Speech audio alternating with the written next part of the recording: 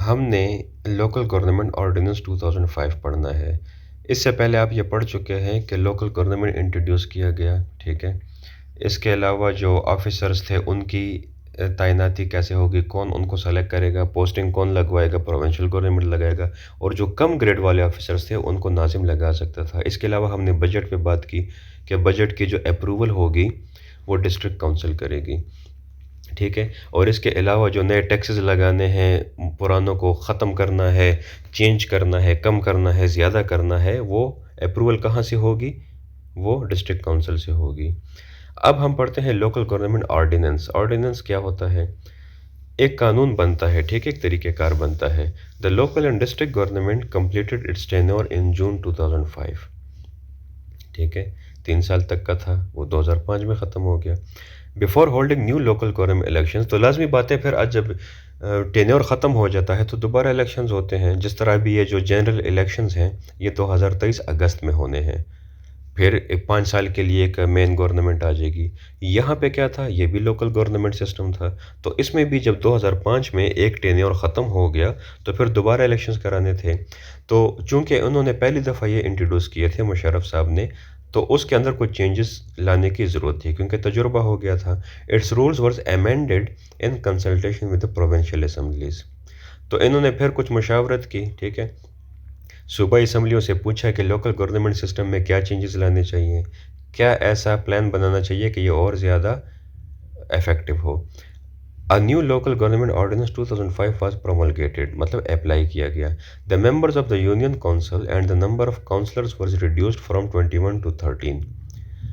انہیں یہ نظر آ گیا تھا کہ یہ جو کونسلرز ہیں یہ ہم نے کچھ زیادہ ہی رکھے ہوئے ہیں، 21 کی ضرورت نہیں ہے، اس کو ہم 13 کر دیتے ہیں، کیونکہ وہ 13 وہ بخوبی اپنی جو ذمہ داریاں ہیں وہ نبھا سکتے ہیں۔ پھر پریزیڈنشل ریفرنڈم ہوا۔ اوپر تو لوکل گورنمنٹ کے بارے میں تھا، اب پریزیڈنشل کیا تھا؟ پریزیڈنٹ کون ہے؟ مشرف صاحب ہیں۔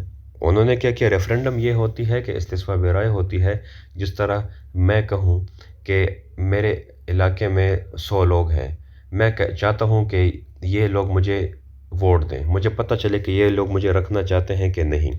تو پریزیڈنٹ نے بھی یہی سوچا کہ on April 30th 2002 the election commission announced to hold a presidential referendum on the question of electing the chief executive general Pervez Musharraf. دیکھیں، پرویز مشرف جو تھے وہ کسی ووٹنگ سسٹم کے ذریعے تو نہیں آئے تھے، ٹھیک ہے، الیکشنز کے ذریعے تو نہیں آئے تھے۔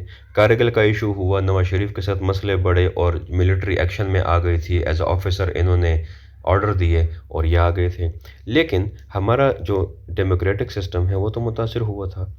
تو اس کو تھوڑا بہت ریئلائز کر کے تھوڑا بہت سیٹ کرنے کے لیے کیا کیا گیا؟ ریفرنڈم کیا گیا۔ ریفرنڈم کیا کیا گیا کہ پورے ملک سے یہ پوچھا گیا، عوام سے، اپوزیشن سے، کہ آپ 5 سال کے لیے مشرف صاحب کو پریزیڈنٹ دیکھنا چاہتے ہیں کہ نہیں۔ دا opposition filed an appeal against the holding of referendum in the supreme court. لازمی بات ہے، اپوزیشن کیوں یہ چاہے گی؟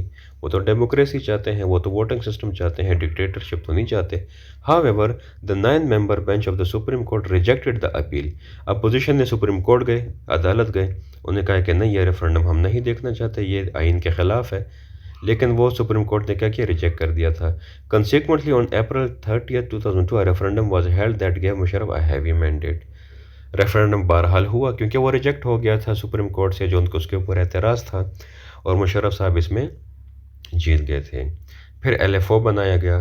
On August 21, 2002, Chief Executive Pervez Musharraf issued the legal framework order according to which the President would invite the nominee of the majority party in the National Assembly to take charge as Prime Minister, and the provincial governor would likewise invite the majority party in the provincial assembly to form a provincial government۔ Pervez Musharraf, میں آپ کو بار بار بتا رہا ہوں کہ وہ ایک military dictator تھے، پولیٹیکل سیٹ اپ تو ان کا تھا نہیں، لیکن وہ اکیلے تو ملک نہیں چلا سکتے تھے۔ ملک چلانے کے لیے آپ کے پاس گورنرز ہونے چاہیے، چیف منسٹرز ہونے چاہیے، ٹھیک ہے، اس کے علاوہ سیکریٹریز ہونے چاہیے، بیوروکریسی ہونی چاہیے، لوکل گورنمنٹ ہونے چاہیے۔ تو انہوں نے کیا کیا؟ پریزیڈنٹ تو وہ خود تھے، اختیارات بھی انہوں نے اپنے پاس رکھے، لیکن نیشنل اسمبلی کے اندر تو لازمی باتیں پولیٹیکل پارٹیز آتی ہیں، تو انہوں نے پھر کیا کیا؟ انوائٹ کیا۔ جن لوگوں نے پہلے سے ہی الیکشنز میں زیادہ سیٹیں لی ہوئی تھیں ان کو انوائٹ کیا کہ آپ نیشنل اسمبلی میں آ کے بیٹھ جائیں، آپ پرائم منسٹر بنائیں، گورنرز بنائیں، ٹھیک ہے، اور چیف منسٹرز بنائیں تاکہ پورا ایک پولیٹیکل سیٹ اپ بن سکے. لیکن انڈائریکٹلی تو یہ ڈکٹیٹرشپ ہی تھی، ٹھیک ہے، کیونکہ اوپر ملٹری ڈکٹیٹر بیٹھا ہوا ہے.